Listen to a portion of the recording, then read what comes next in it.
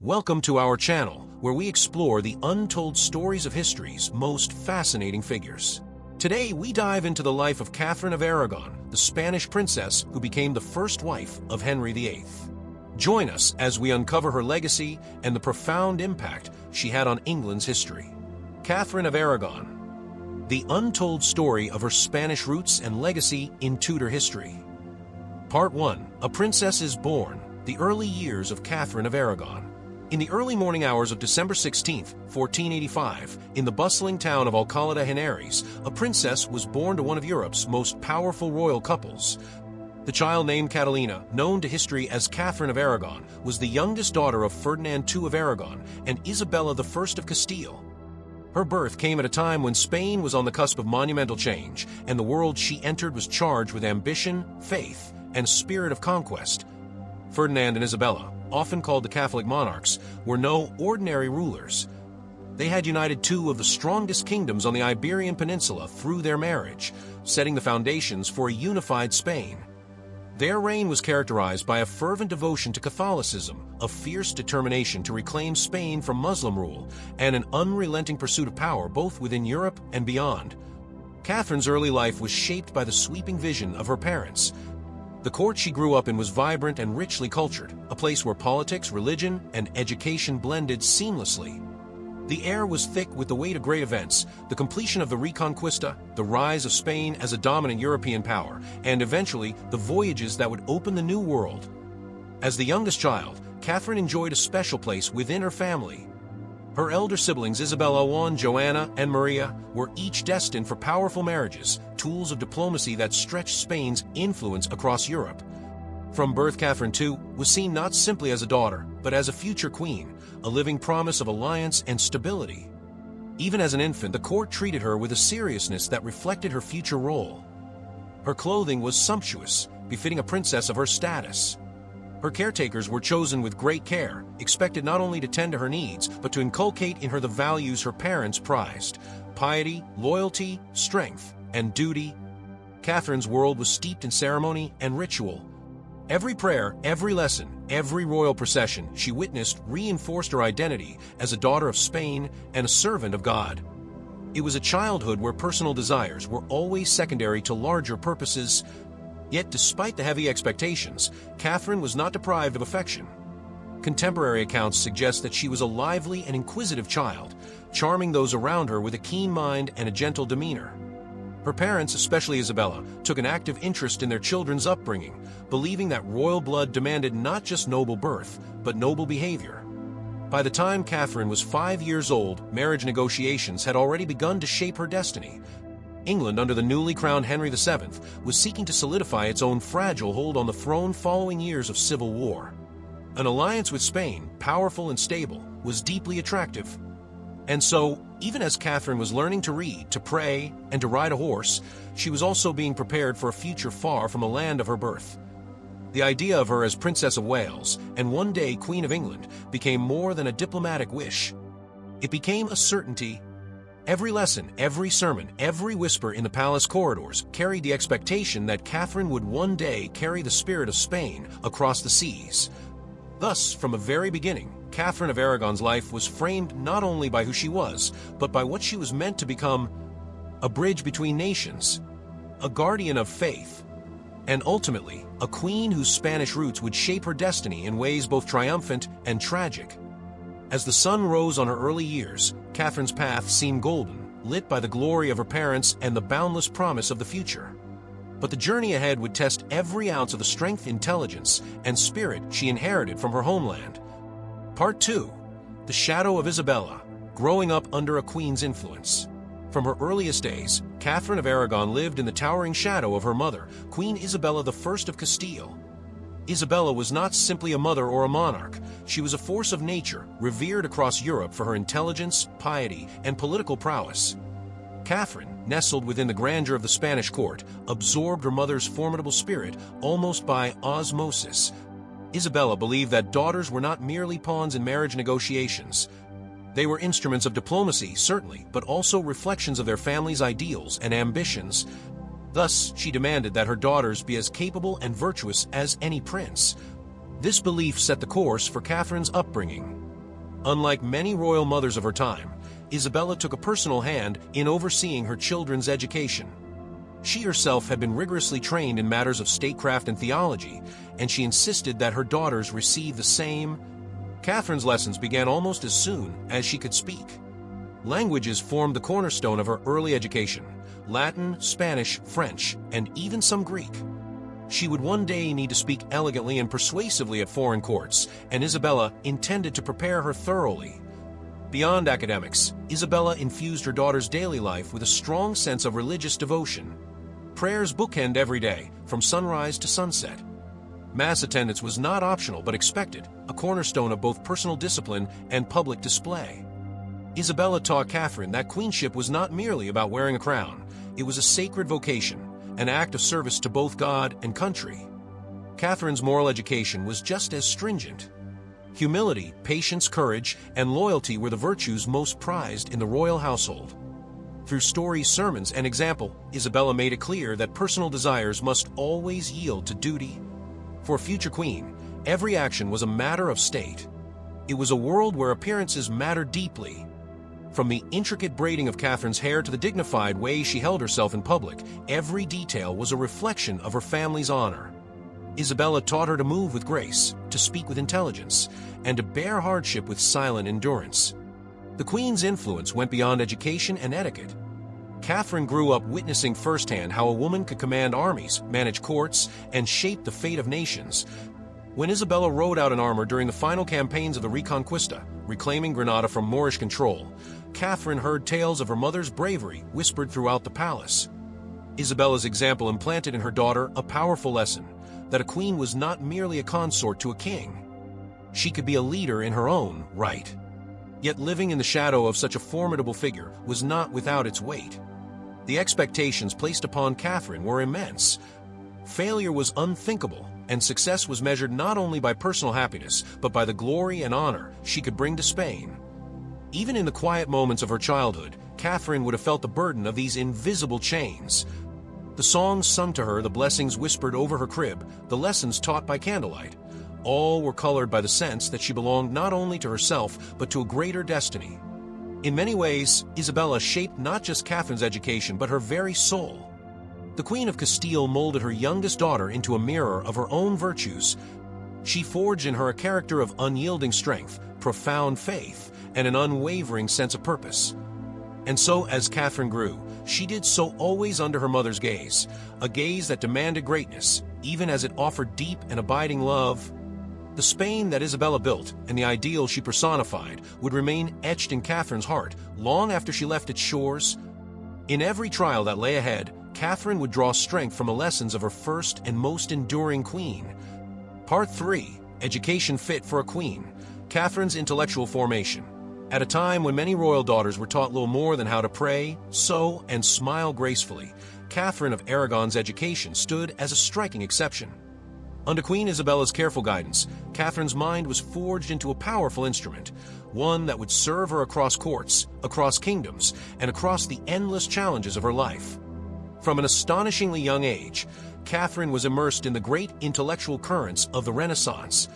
She studied Latin with the same seriousness as a young prince would, mastering the language of diplomacy, scholarship, and law.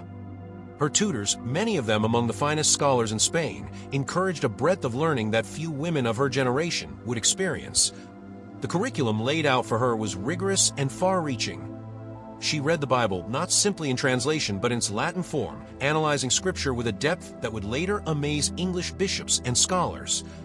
The works of classical authors, Cicero, Seneca, Virgil, were open to her not as relics of the past, but as living sources of wisdom and statecraft.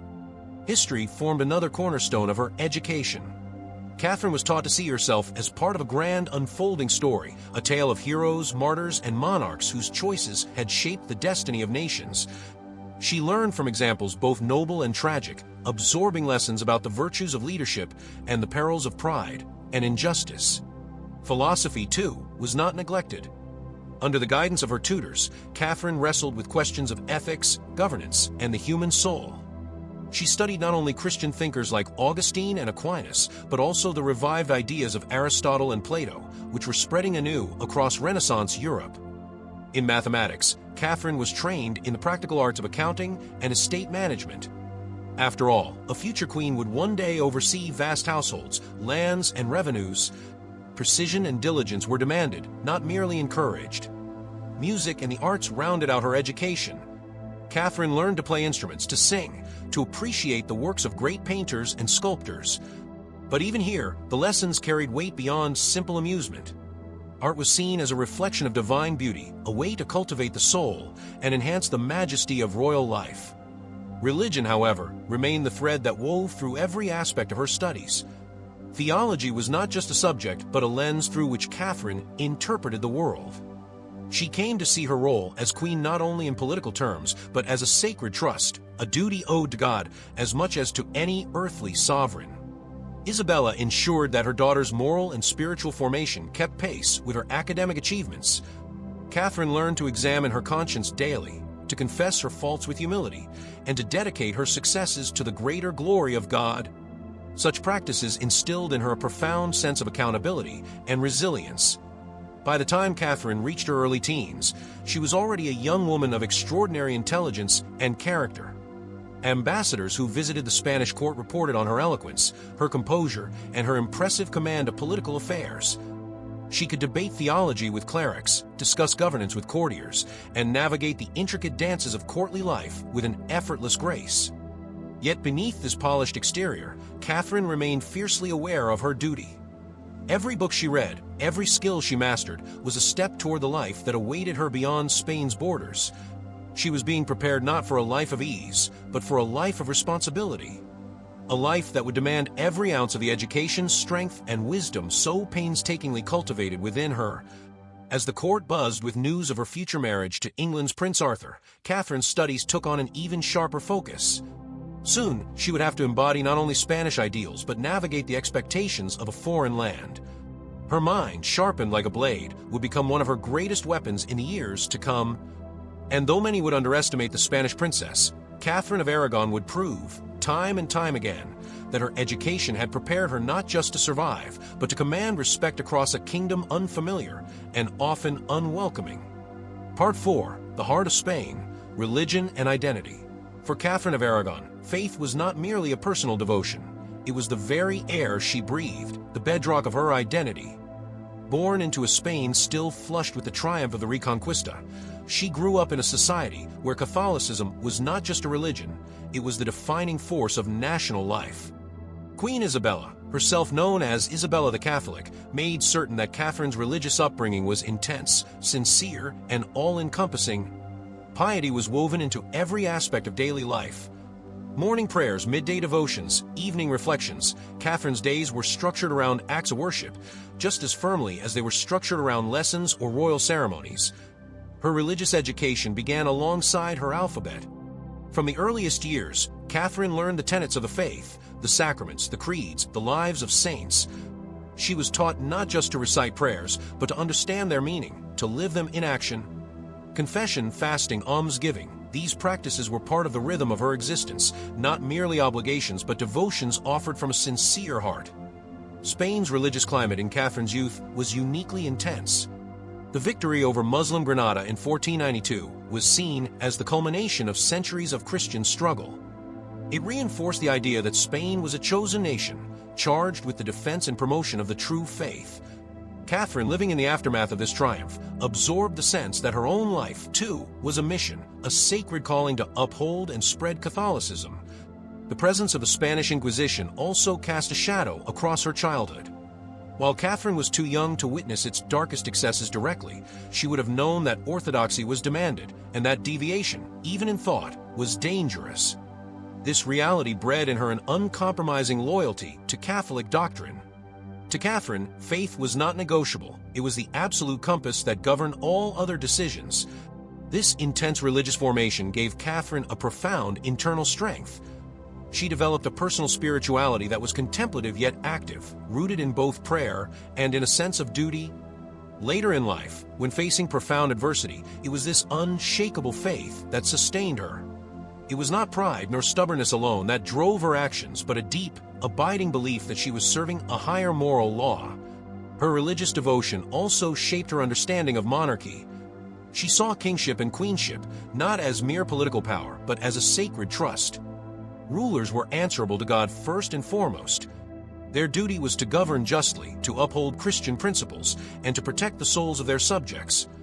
Catherine internalized this vision of divine kingship, and it would guide her behavior both as Princess of Wales and as Queen of England. The saints became her silent mentors. She particularly admired figures like Saint Catherine of Alexandria, the learned virgin martyr for whom she was named. The story of Saint Catherine, who defended her faith through reasoned argument and suffered martyrdom rather than renounce her beliefs, resonated deeply. It offered Catherine both an example and standard to live up to. By her teenage years, Catherine's religious identity was inseparable from her sense of self. It was the lens through which she viewed the world, judged her own actions, and assessed the actions of others. It gave her clarity of purpose and a moral resilience that would astonish and confound her political opponents in years to come, but it also planted the seeds of future conflict. For when confronted with demands that clashed with her conscience, Catherine could not bend. Her faith, instilled so thoroughly and lovingly in Spain, would one day place her at odds with the very king she married. As her preparations for life in England continued, Catherine carried with her not just the customs and languages of Spain, but its soul. A soul that believed fiercely and unwaveringly in the supremacy of God's will over human ambition. And a soul that would, in time, shape the course of English history. Part 5. The Marriage Treaty. Spain and England Unite. By the late 1490s, Catherine of Aragon's future was no longer simply a Spanish matter. It was becoming entwined with the fate of England, a kingdom still finding its footing after decades of civil war. A grand alliance between Spain and England, sealed through the marriage of Catherine to Prince Arthur, heir to the English throne, was seen by both courts as a masterstroke of diplomacy. The idea of a union between the two royal houses had taken root years earlier. Queen Isabella and King Ferdinand of Spain sought to secure their nation's influence across Europe, especially to counterbalance the growing power of France. Meanwhile, Henry VII of England, newly established on his fragile throne after the Wars of the Roses, craved international legitimacy. An alliance with Spain, one of the most powerful kingdoms of the time, would bolster his standing both at home and abroad. Negotiations for the marriage treaty were intense and complex.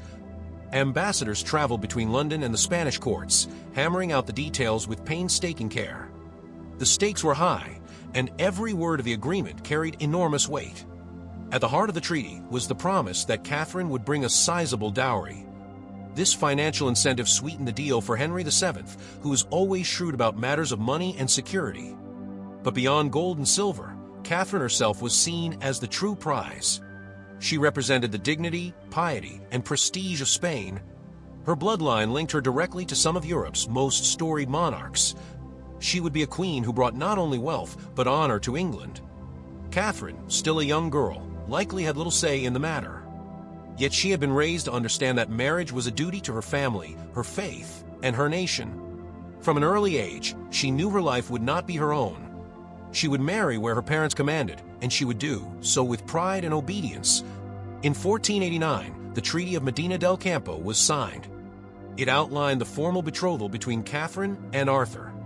The treaty stipulated mutual defense between England and Spain, trade agreements, and detailed plans for Catherine's eventual journey to her new homeland.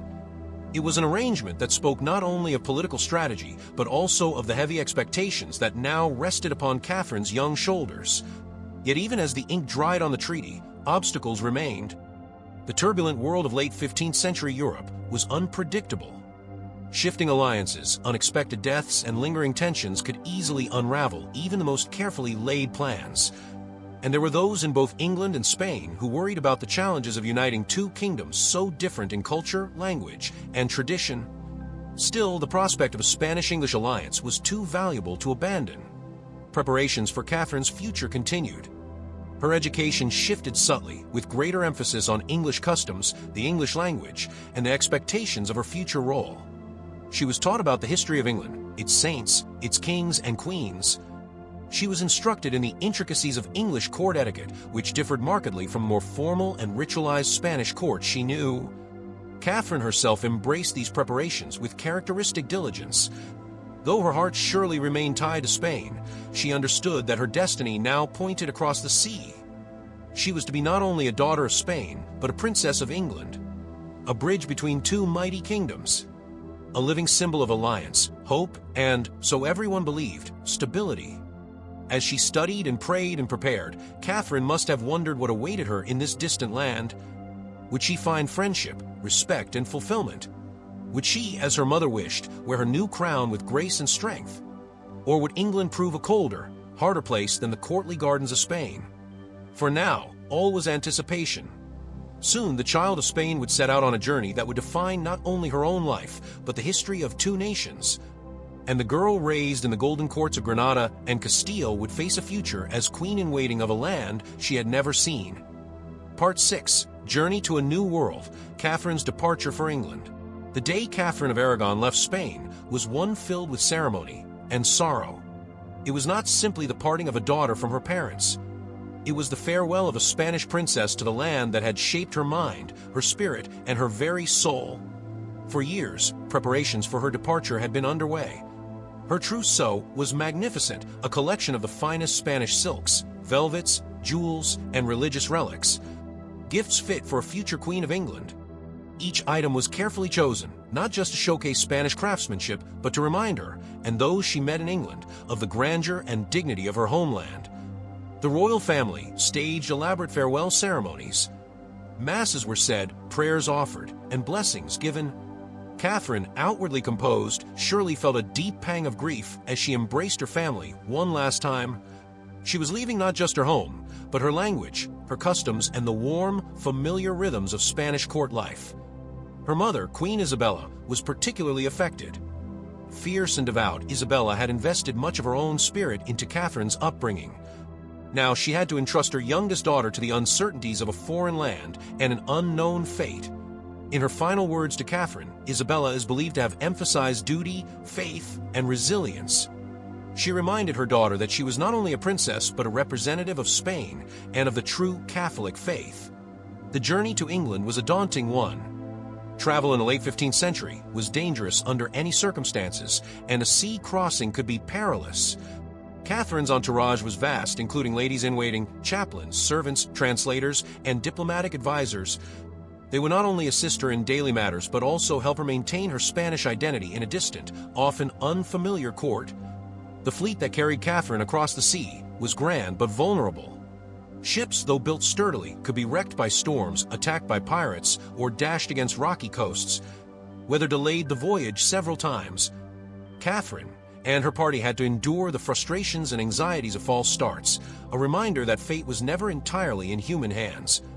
When at last they set sail, Catherine entrusted herself to God's protection.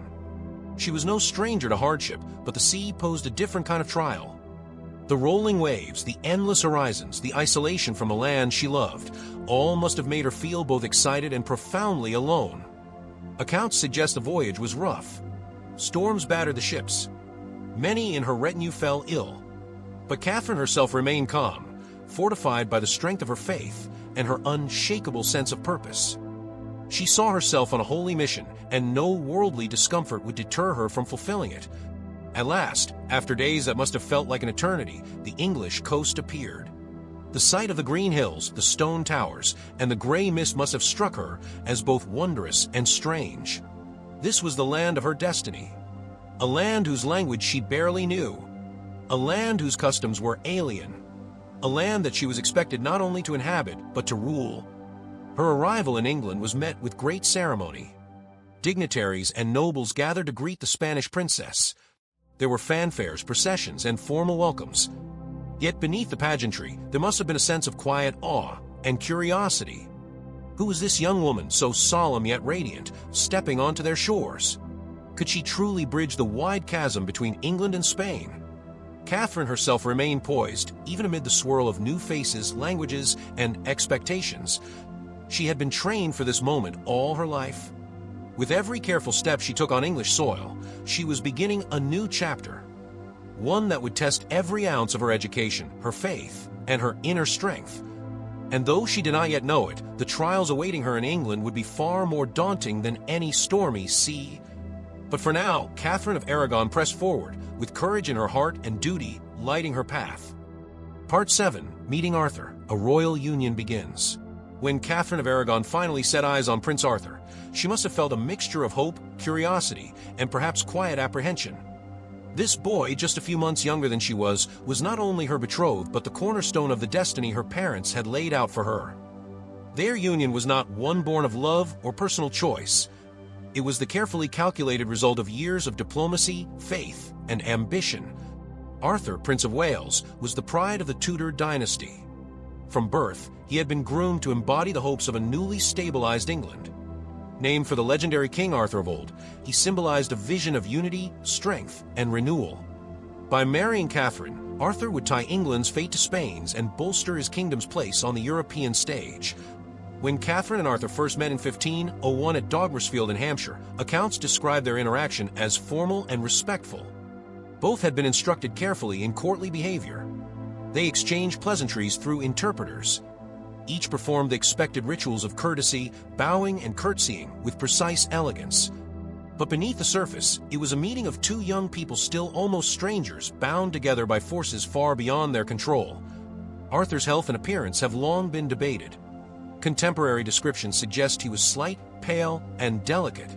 Yet he was also intelligent, well-educated, and deeply conscious of his royal responsibilities. Catherine, by contrast, was robust, composed, and dignified. Her Spanish upbringing, rich in ceremony and rigorous discipline, had made her an impressive figure even at the tender age of 15. Despite the formal success of their meeting, deeper questions lingered. Was there true affection between them? Was there mutual understanding? Or was their bond destined to be little more than a political formality? In the weeks leading up to their wedding, Catherine and Arthur spent limited time together.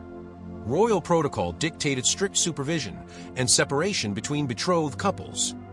Their interactions were carefully staged to present an image of harmony and propriety to both the English court and the Spanish ambassadors. Preparations for the wedding unfolded with dazzling grandeur. The English court spared no expense to welcome Catherine and celebrate the union.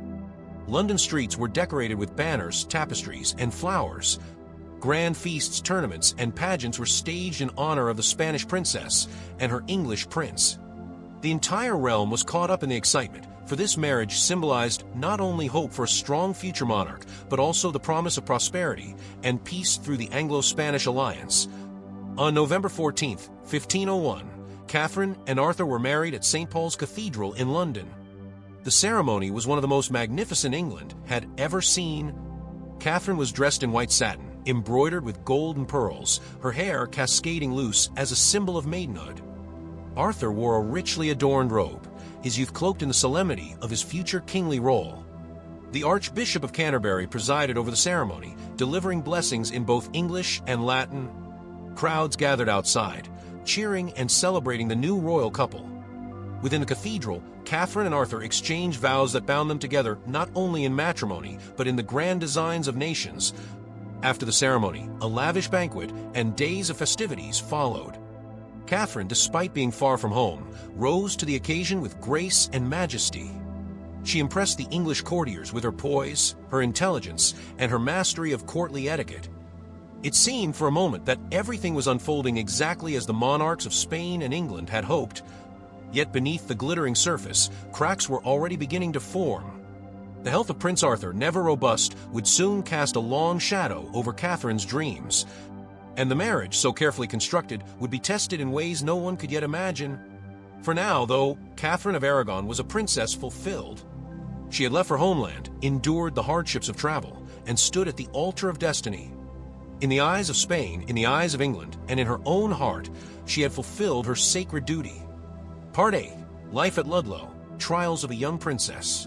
After the grandeur of their London wedding, Catherine of Aragon and Prince Arthur set off for their new home. Their destination was Ludlow Castle, perched on the Welsh border, a place both significant and remote. It was here that Arthur, as Prince of Wales, was expected to learn the arts of governance, preparing for his future role as king. And it was here that Catherine, now Princess of Wales, would begin the first real chapter of her life as a royal consort in England. Ludlow was a magnificent but isolated fortress. Its thick stone walls and commanding towers overlooked rugged hills and sweeping valleys. Yet compared to the rich, lively courts of Spain, it must have seemed austere and even bleak to the young Catherine. The cold English winter would have been especially harsh for someone raised in the warmth of the Iberian sun. The stone corridors of Ludlow were drafty, and the heavy mists that rolled in from the hills must have added to the sense of loneliness. Despite these challenges, Catherine adapted. She had been taught resilience from childhood, and her faith sustained her in this foreign land. She established a small but elegant court at Ludlow, staffed with loyal Spanish attendants alongside English officials. Here, Catherine continued the practices of devotion and ceremony she had learned in Spain, striving to uphold the dignity of her royal station even in these more humble surroundings. Prince Arthur's health, however, was a growing concern. Although he had carried himself with dignity during their wedding and early marriage celebrations, the physical demands of travel and winter life at Ludlow seemed to sap his already fragile strength. Some accounts describe Arthur as slight and frail, prone to bouts of illness that left him weak and bedridden. For Catherine, newly married and adjusting to a new world, this must have been deeply unsettling. Little is known for certain about the nature of their relationship during those early months. Some historians suggest they were fond of each other, bound by shared youth and duty. Others propose that their interactions were limited, more formal than affectionate. Language barriers, cultural differences, and Arthur's ill health would have made deep companionship difficult. Still, Catherine showed no public sign of complaint. She fulfilled her role with grace, supporting Arthur and maintaining the dignity expected of her station. Life at Ludlow was not all solemn duty. The Prince and Princess of Wales presided over local matters, giving judgments, attending religious festivals, and representing the monarchy to the people of the Welsh Marches. These were valuable lessons in rulership for both of them. Yet they were also isolated from the lively political world of London, separated from the royal court's powerful currents of intrigue and ambition. As winter deepened, Ludlow's isolation grew more pronounced. The castle, though secure, became a cold and lonely place. Communication with London was difficult, and supplies were sometimes delayed by snow and rain. Illness spread easily in such conditions. And then, in early 1502, disaster struck. Both Arthur and Catherine fell gravely ill. Contemporary records are unclear about the nature of the disease. Some suggest the sweating sickness, a mysterious and deadly plague-like illness that struck England periodically. Others point to tuberculosis or some form of respiratory infection. Whatever the cause, Arthur's frail body could not withstand the assault. On April 2, 1502, the young prince died at Ludlow Castle. He was just 15 years old. Catherine survived, but the life she had been carefully trained for, the life she had traveled so far to embrace, was suddenly shattered. Widowed at 16, stranded in a foreign land, her dowry unpaid, and her future uncertain, Catherine now faced a crossroads that would test her spirit like never before. The grand plans that had once seemed so secure lay in ruins, and as the bells tolled for Arthur, they also sounded the first notes of a long, uncertain, and often heartbreaking journey for Catherine of Aragon. Part 9. The Lonely Widow, Catherine's Struggle for Survival. The death of Prince Arthur in 1502 left Catherine of Aragon in a perilous position. In a matter of days, the life she had spent years preparing for was gone, and with it, her security, her status, and her future prospects. Though she was still Princess of Wales by title, in practice, she had become a political liability. A foreign widow, stranded in a country that had little idea what to do with her. At just 16 years old, Catherine was isolated. Far from her family, grieving, and uncertain of her next steps, she found herself at the mercy of English court politics. The once glorious alliance between Spain and England, forged by her marriage to Arthur, now hung precariously in the balance. Her dowry had not been fully paid, a fact that would become a significant bargaining chip in the years ahead. For Henry VII, Arthur's father, the situation was complicated. On one hand, Catherine still represented a valuable link to the powerful Spanish crowns of Ferdinand and Isabella. On the other, without a living marriage to anchor the alliance, Catherine's presence became a costly problem. Maintaining her household, providing her with an allowance, and resolving the unpaid dowry strained Henry's famously frugal sensibilities. Negotiations began almost immediately. Some proposed that Catherine should marry Arthur's younger brother, Henry, the Duke of York, now the new heir to the throne. Such a union would preserve the Anglo-Spanish alliance and salvage the diplomatic investment both countries had made. But canon law forbade a man from marrying his brother's widow without a special dispensation from the Pope. While Ferdinand and Isabella were eager to secure Catherine's future, Henry VII hesitated. Political winds shifted quickly, and the value of a Spanish alliance was weighed constantly against other possibilities. Meanwhile, Catherine's own circumstances grew increasingly difficult. Her allowance was reduced dramatically. She found herself living in relative poverty compared to her earlier status. Her household shrank, and at times she reportedly struggled to pay her servants or maintain her dignity in the manner befitting a princess. Loneliness and uncertainty were constant companions. Though she wrote letters to her father, appealing for help and support, Ferdinand was often slow to act. Spain's own political priorities had shifted after Isabella's death in 1504, and Catherine's importance waned in the face of new European concerns.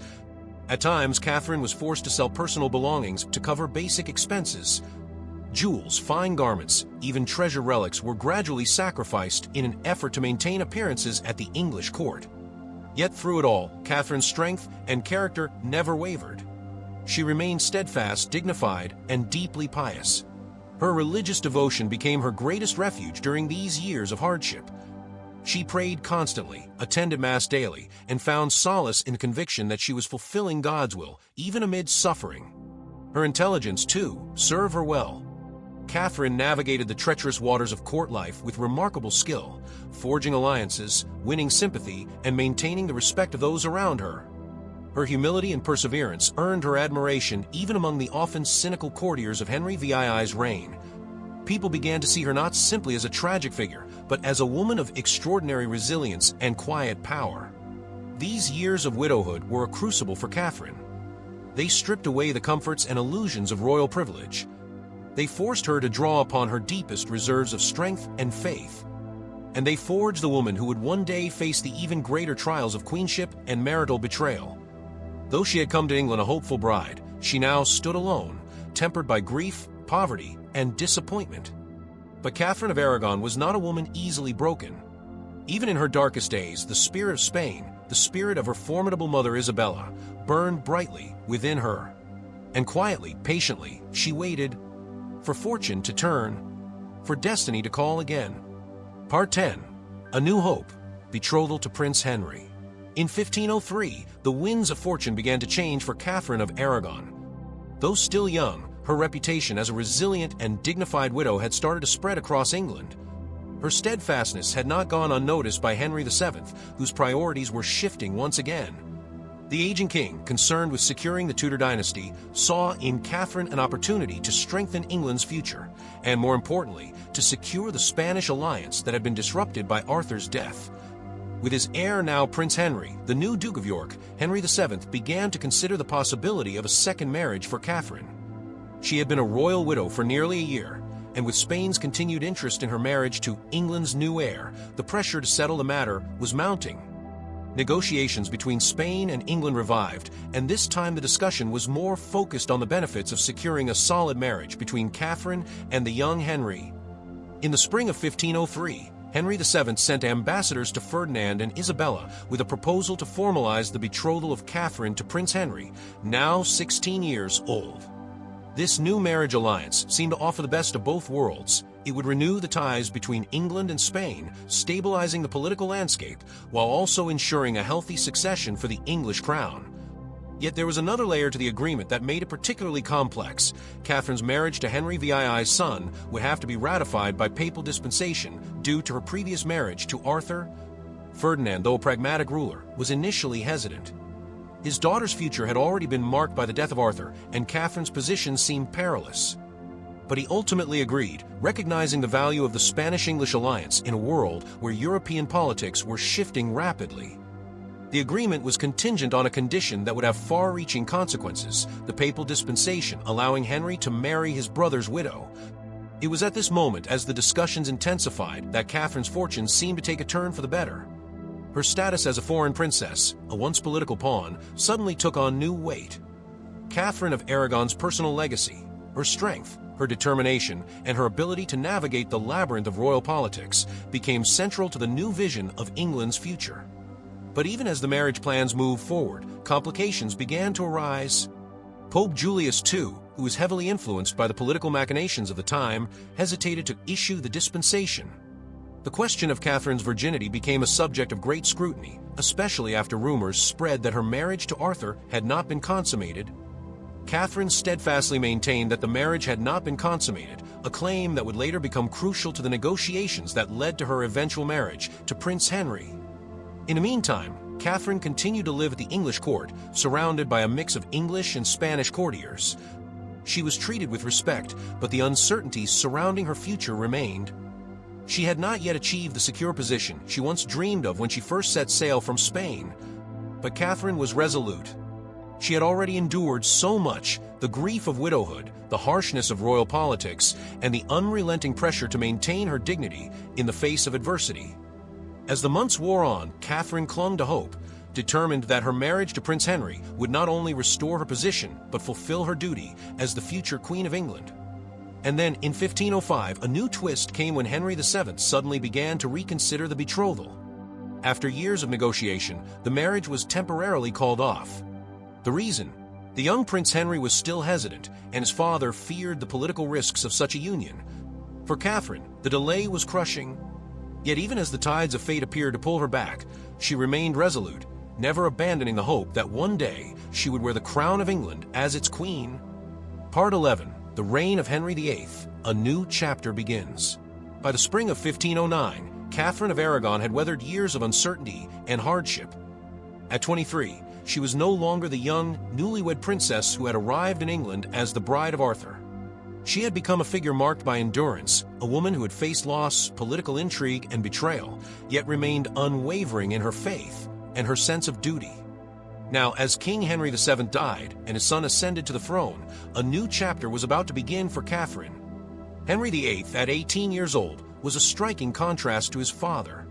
Where Henry VII had been cautious, calculating, and politically astute, Henry VIII was bold, charismatic, and brimming with ambition.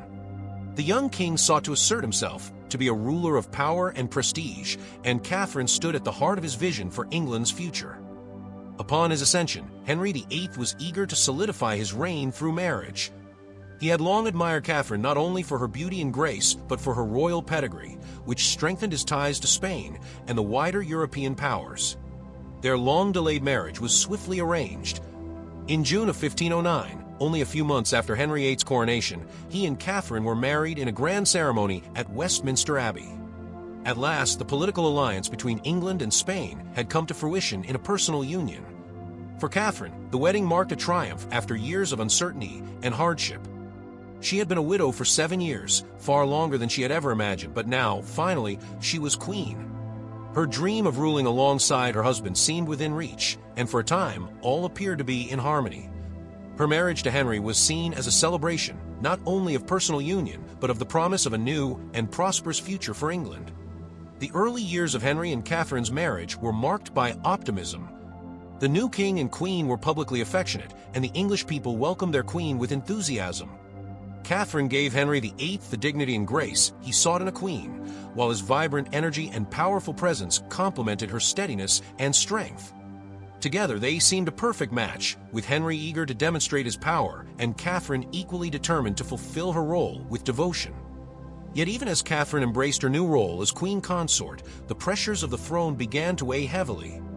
Despite her many qualities, including her intelligence, charm, and piety, Catherine's primary duty was to provide England with an heir.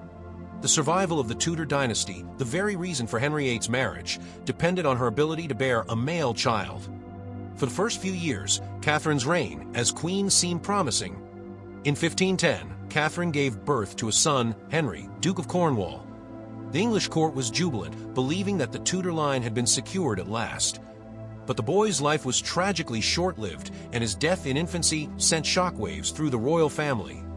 Catherine, devastated by the loss, could not escape the pressure to fulfill her duty, a duty that seemed all the more urgent after the failure to produce a surviving male heir. The years that followed were fraught with tension and disappointment. Catherine gave birth to several more children, but each time, the infant died or was stillborn. The repeated miscarriages and the continuing absence of a male heir began to cause strain in Catherine's marriage to Henry VIII. At first, Henry remained supportive, even admiring Catherine for her endurance, but the stakes of producing an heir grew higher, and the king's impatience grew with it. Catherine, still young and beautiful, began to see her position shift in subtle ways. Her role as queen was no longer a position of certainty, and she had to navigate the changing tides of court politics, her own emotional trials, and her increasingly fragile marriage. Though her faith and determination never faltered, the growing pressure for a male heir would soon lead Catherine into a battle she could never have foreseen, one that would change her life and England's history forever. Part 12, The King's Changing Heart, A Marriage in Crisis. As the years wore on, Catherine of Aragon's once secure position as queen began to unravel. Though she remained steadfast in her duty, her marriage to Henry VIII, once full of affection and hope, started to show cracks. The pressure to provide a male heir was constant, and with each failed pregnancy, Henry's frustration deepened. It seemed that Catherine could do nothing to satisfy the king's desire for a son, and soon, doubts began to cloud the once loving relationship between them. In 1516, Catherine gave birth to a daughter, Mary, who would go on to become one of England's most famous queens. Though the birth of a healthy child was a triumph for Catherine, the joy was tempered by the fact that Mary was a girl, not the longed-for boy. While Henry had no reason to doubt his daughter's legitimacy, the truth remained. She was not the heir that would secure the Tudor dynasty. And as time passed, Henry's frustration turned into something darker, something that would threaten to consume both him and Catherine. By the early 1520s, Henry's attitude toward Catherine began to shift markedly. At court, rumors swirled about his growing attraction to Anne Boleyn, a young and vivacious lady-in-waiting who had caught the king's eye, and, unlike Catherine, seemed to promise what Henry most desired, a male heir. She was embodiment of the king's hopes for a new future, free from the past disappointments with Catherine. At first, these rumors were dismissed as fleeting fancy, but as Henry's obsession with Anne deepened, it became clear that something much more serious was at play. Catherine, for her part, remained dignified and composed in the face of growing tensions. She refused to accept that her marriage was failing, clinging to the belief that she had fulfilled her duty as a wife and queen. Her deep Catholic faith led her to believe that her marriage to Henry was sacred, that it was ordained by God, and that no earthly power could dissolve it. She never wavered in her devotion to Henry, even as he became increasingly cold and distant. In 1525, Henry began to take more direct steps towards securing his marriage to Anne Boleyn, a move that would later spark one of the most infamous splits in history. Henry, in his desire to marry and in father a son, began to question the legitimacy of his marriage to Catherine. He sought the annulment of their marriage on the grounds that it had never been valid, claiming that, by marrying her brother's widow, he had defied God's law, even though both the Pope and Catherine had insisted otherwise. This theological argument, along with Henry's personal desires, would lead to an unprecedented rift with the Catholic Church. Catherine, however, was resolute. She refused to concede that her marriage to Henry was invalid, even in the face of growing pressure and public opinion shifting against her. Her refusal to submit to Henry's wishes turned her into a symbol of steadfastness and loyalty, but it also set her on a collision course with the king's new ambitions. As Henry moved forward with plans to marry, and Catherine found herself increasingly isolated at court, stripped of her title as queen in favor of but she remained determined to fight, not just for her dignity, but for the legitimacy of her daughter, Mary. The battle over the annulment would drag on for years, culminating in the English Reformation, a momentous and far-reaching change that would forever alter the course of English history. Yet through it all, Catherine maintained a level of grace and dignity that even her adversaries could not ignore. She had given Henry everything, her loyalty, her love, her devotion, and yet, in return, she was forced to watch as he turned away, seeking what he believed would be his salvation in Anne. Catherine of Aragon's fight was just beginning, and though her marriage to Henry VIII would ultimately end in tragedy, her legacy as a woman of strength, resilience, and honor would continue to reverberate through the ages. Part 13, The Battle for Mary, A Queen's Stand. As Henry VIII's obsession with Anne Boleyn grew, Catherine of Aragon found herself not only fighting for her marriage, but also for the future of her daughter, Mary. The young princess had been raised as the rightful heir to the English throne, the firstborn child of the king and queen. But as the marriage between Henry and Catherine became increasingly strained, Henry began to distance himself from Mary, intent on securing a future with, and he hoped, a male heir. Catherine, ever steadfast, refused to accept this shift in her daughter's status. In 1533, when Henry married, and in a secret ceremony, and she soon became pregnant, Catherine's worst fears were realized. Her daughter Mary was declared illegitimate by the king. As the papacy refused to annul his marriage to Catherine, and Henry declared that his marriage to Anne had been divinely ordained. This marked a devastating moment for Catherine, whose world had been upended by the very man she had once loved deeply. The legal and religious legitimacy of her marriage and her daughter's right to the throne were now in jeopardy. But Catherine of Aragon was not one to back down quietly. Despite being cast aside as queen, she continued to regard herself as Henry's rightful wife and refused to accept Anne Boleyn's position as queen. She began to lead a quiet but determined resistance against her husband's actions, maintaining a royal dignity even in the face of exile from court. As Henry and Anne's relationship grew stronger, Catherine's isolation grew more pronounced, but she never stopped speaking out for her daughter's rightful place in the line of succession. Mary, though now stripped of her title as princess, remained devoted to her mother, and Catherine's efforts on her behalf became even more urgent. Catherine's letters and petitions to the king became an important part of her defiance, calling for the recognition of her daughter as the legitimate heir to the throne. She appealed to Henry's sense of duty and the law, but the king, obsessed with and desperate for a son, was unmoved. In the early 1530s, Catherine was confined to a series of increasingly remote estates, cut off from the court and from the influence that had once been hers. Her marriage to Henry was officially declared null and void in 1533, and Catherine was given the title of Princess Dowager, a title that reflected her diminished status, despite her unwavering belief in her rights as queen. Yet, throughout her personal suffering, Catherine refused to bow to Henry's decisions. She remained a queen in her heart, a mother who would never abandon her daughter's claim to the throne. Meanwhile, Anne Boleyn's position at court became ever more powerful, but she was not immune to the same pressures that had driven Henry to seek Catherine's downfall. Anne's own failure to provide a male heir would eventually lead to her own downfall, but not before Catherine's resolve had made a lasting impression on the Tudor court. Catherine's quiet resistance, the dignity with which she held on to her claims, would go on to influence Mary, who, when she eventually became queen, would reverse her father's decisions and restore her legitimacy. The battle for Mary's future was not only a mother's fight, but also a political one, as Catherine sought to preserve the rightful inheritance of her daughter against the tides of political change. She was in many ways the first to challenge the king's authority openly, even as the legal and religious institutions around her sought to bend to Henry's will.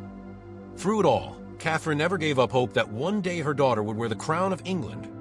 And though she died in 1536, her fight for Mary's legitimacy had already planted the seeds for what would become a reign in which Mary, despite her own hardships, would reclaim the throne for the rightful Tudor bloodline. Catherine's legacy lived on through her daughter's reign, proving that sometimes the greatest victories are fought quietly, in the heart and the mind, rather than through power and might. Part 14. The End of an Era. Catherine's last years. Catherine of Aragon's life had been marked by resilience and determination, but by the mid-1530s, her once promising future seemed a distant memory. She had fought valiantly for her marriage, for her daughter, and for her place in history, but the political landscape in England had irrevocably shifted. Henry VIII's break from Rome, his establishment of the Church of England, and his continued marriage to Anne Boleyn left Catherine as a sideline figure, cut off from the power and prestige she had once held. In 1534, after years of political and personal upheaval, Catherine was formally separated from her daughter, Mary, and banned from attending court. She had already lost her title as queen and was now relegated to the position of Princess Dowager, a hollow and empty title that stripped her of her former influence. Yet Catherine maintained an air of royal dignity, refusing to acknowledge Anne Boleyn as queen and steadfast in her belief that her marriage to Henry was valid. During her final years, Catherine's life became one of quiet resistance, spent in relative isolation at Kimbolton Castle, a modest residence far from the royal court. Although her health was beginning to decline, she never lost the inner strength that had characterized her life. She kept in contact with her daughter Mary, sending her letters and encouraging her to remain loyal to her faith and her rightful position as the heir to the throne. Catherine's devotion to Mary remained the focal point of her existence, as she clung to the hope that one day her daughter would rule England, fulfilling the legacy she herself had fought for. Despite her deteriorating health, Catherine never gave up hope. She continued to pray fervently for England, for her daughter, and for the resolution of the turmoil that had divided her country. Her faith in God remained unshaken, even as her world had collapsed around her, and she often expressed gratitude for the strength that had carried her through years of adversity. As Catherine's health continued to worsen, she became more and more frail.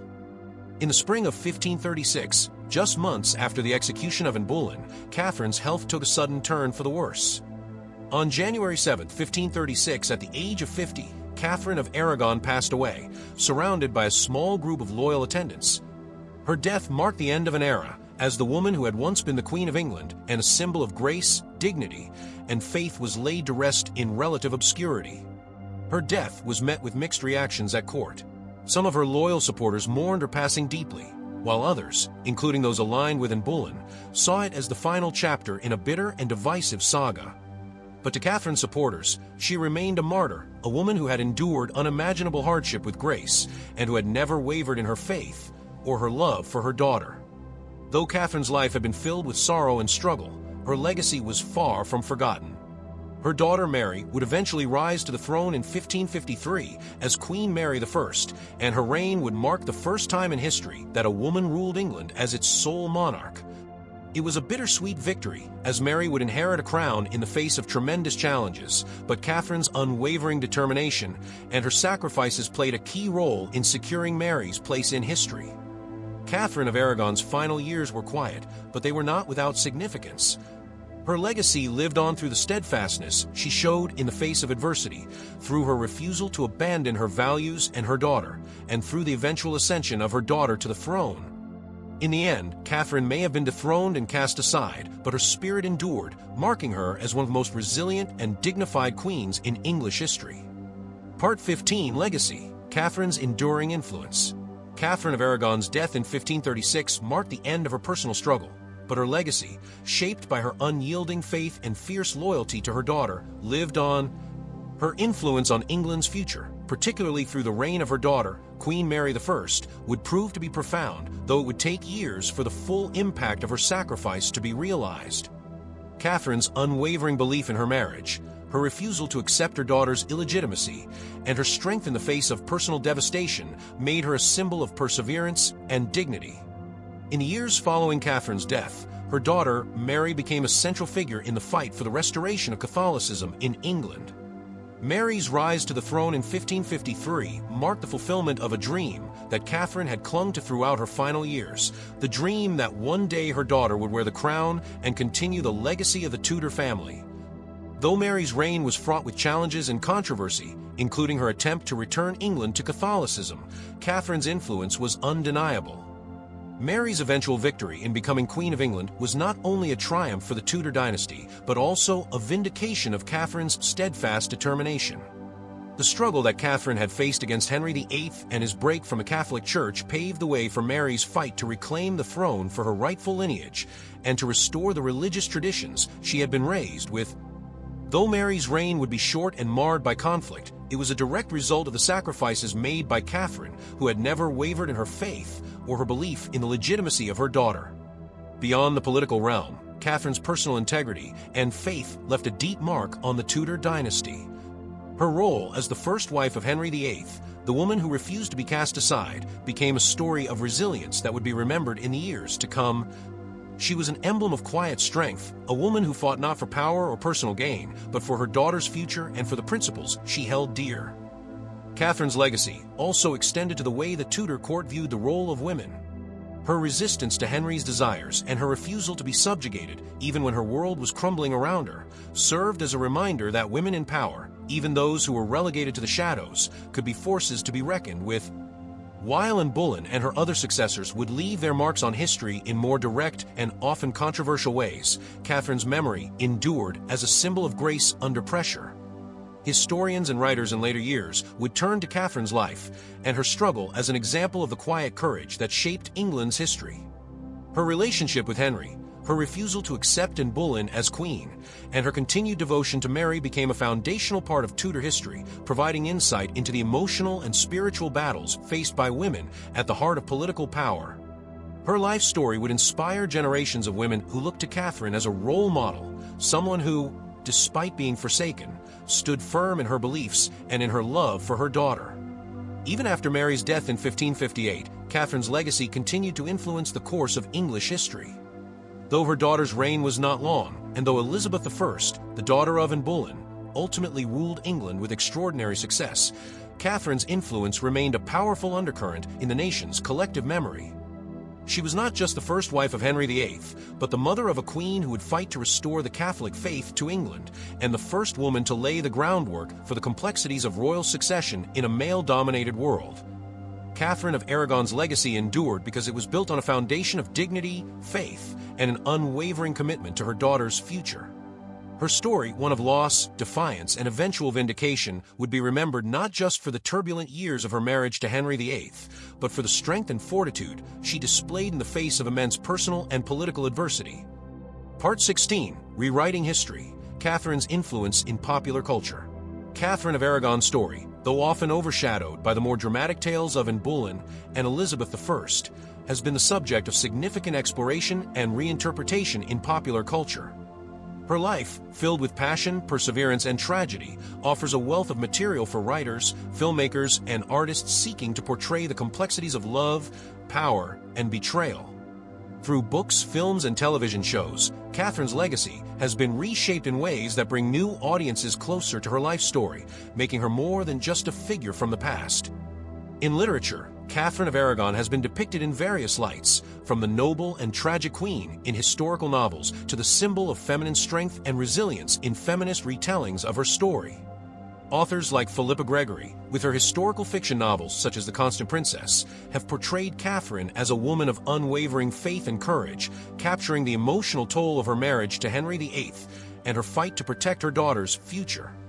Gregory's work emphasizes Catherine's intelligence, her diplomatic acumen, and the deep love she had for her daughter, making her more than a sidelined wife in the annals of Tudor history. Films and television series have also contributed to the modern understanding of Catherine's character. In shows like The Tudors 2007 to 2010, where Catherine is portrayed by Maria Doyle Kennedy, viewers are presented with a complex, emotional portrayal of her life. While the series takes creative liberties, Catherine's dignity, strength, and the pain of her rejection by Henry are central themes. Her defiance against Henry's decisions, her personal suffering, and her fierce love for her daughter are elements that have resonated with audiences, adding layers of depth to her historical character. In The Tudors, Catherine's character was not merely a background figure, but a central force in the narrative of Henry's tumultuous marriages, challenging the idea that she was simply a footnote in the larger story of the Tudor dynasty. Instead, Catherine became a figure to empathize with, a queen who fought for her marriage and her daughter, and whose quiet resistance made her stand out in a world dominated by male power and decision-making. The portrayal of Catherine has also influenced the way we view the dynamics of power between men and women in royal courts. Her struggle is no longer viewed solely through the lens of her status as Henry's first wife, but as a broader commentary on the limitations placed on women, especially those in power. Catherine's fight to maintain her legitimacy as queen and her fight to protect her daughter's claim to the throne have been seen as early forms of resistance against patriarchal systems. In more recent years, Catherine has also appeared in documentaries and historical retellings where her life is examined with a renewed focus on her personal agency. These works aim to correct the historical narrative that often reduced Catherine to a victim of Henry's whims, instead showcasing her as a woman who refused to quietly fade into the background. Her story has been reclaimed as one of resilience and determination, highlighting the importance of her actions in preserving her daughter's future and her place in history. In these cultural reinterpretations, Catherine is no longer simply a tragic queen or a martyr, but a woman whose life, though marked by personal suffering, was also filled with a sense of purpose and power. Her fight for her daughter Mary's legitimacy, her defiance against Henry's decisions, and her unwavering faith make her an inspiring figure for contemporary audiences, particularly women who see her as a model of quiet strength in the face of adversity. Catherine of Aragon's place in popular culture has evolved over time, reflecting changing attitudes toward gender, power, and the roles of women in history. Today, she's often depicted as a woman who, despite the odds, refused to be erased from history, and whose legacy endures as a symbol of unwavering dedication and resilience. Her story is now one that serves as a reminder of the power of the human spirit and the impact that even the most difficult circumstances can have on shaping a person's legacy. Through books, films, and television, Catherine's voice continues to be heard, and her influence remains strong, not only as a Queen of England, but as a figure who embodies the struggle for justice, respect, and legacy in a world that too often sought to diminish her. Part 17. Catherine and the Catholic Legacy. Catherine of Aragon's deep devotion to the Catholic faith became a defining feature of her life and a central theme in her struggle against Henry VIII's break from Rome. Her unwavering belief in the authority of the Pope and her refusal to accept Henry's actions as legitimate placed her at the heart of the religious turbulence that defined much of her life in England. Though she was ultimately sidelined and forced into a life of isolation, her Catholic faith would continue to influence the course of England's religious history, particularly during the reign of her daughter, Queen Mary I. When Catherine married Henry VIII in 1509, England was firmly entrenched in its Catholic identity. The marriage was meant to solidify the political alliance between England and Spain, and Catherine's Spanish roots made her a powerful symbol of Catholic unity across Europe. Her devotion to the Church was well known, and she embraced her role as queen with the firm belief that her marriage to Henry was sanctioned by God and the Pope. Her strong commitment to Catholic principles guided her actions throughout her life, even when faced with unimaginable personal loss. As the political climate in England shifted, with Henry VIII's determination to secure a male heir leading to the break with Rome and the establishment of the Church of England, Catherine's religious beliefs only deepened. While Henry sought to annul their marriage and marry in Bullen, Catherine remained steadfast in her belief that the Pope's authority could not be challenged. For her, the Catholic faith was not just a personal conviction, but a vital part of her identity as queen, and as a woman of royal blood. She saw Henry's defection from the Church as a threat not just to their marriage, but to the very foundations of English society and faith. As the years passed, Catherine's position became increasingly precarious, but she refused to abandon her Catholic beliefs. Even as she was stripped of her title as queen and relegated to the role of Princess Dowager, she remained a vocal defender of her marriage and a symbol of resistance against a religious upheaval sweeping across England. Her correspondence with Pope Clement VII and her appeals to the Vatican to uphold the legitimacy of her marriage demonstrated her commitment to preserving the Catholic order. For Catherine, religion was more than just an external force. It was the foundation of her being, a source of strength that kept her grounded through the years of hardship. Catherine's legacy in the realm of Catholicism would not be realized in her own lifetime, but it became deeply significant during the reign of her daughter, Mary I.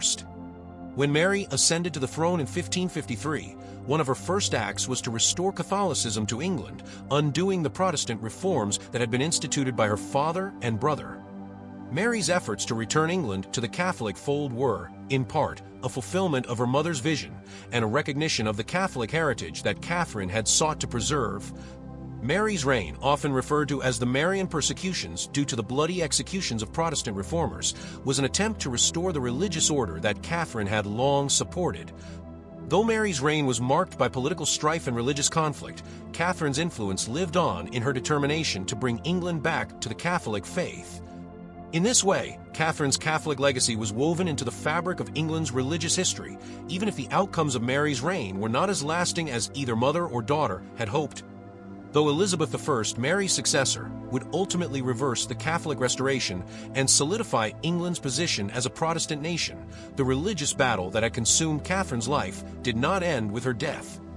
Catherine's steadfastness and devotion to the Catholic faith continued to shape the religious struggles of her time and beyond, serving as a reminder of the complex intersection of politics, religion, and personal belief.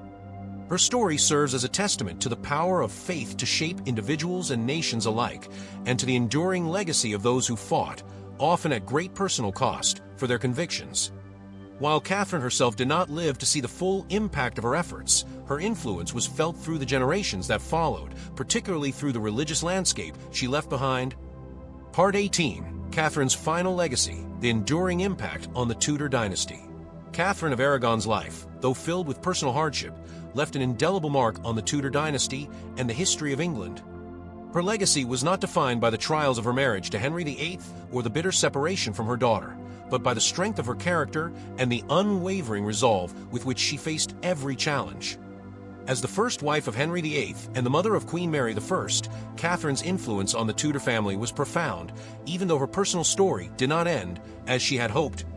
Catherine's role in the formation of the Tudor dynasty cannot be overstated.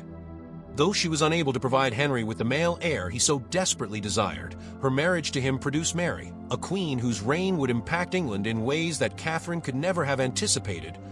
Her daughter's ascension to the throne in 1553 was the realization of Catherine's deepest hope, the restoration of Catholicism in England, even if it was only temporary.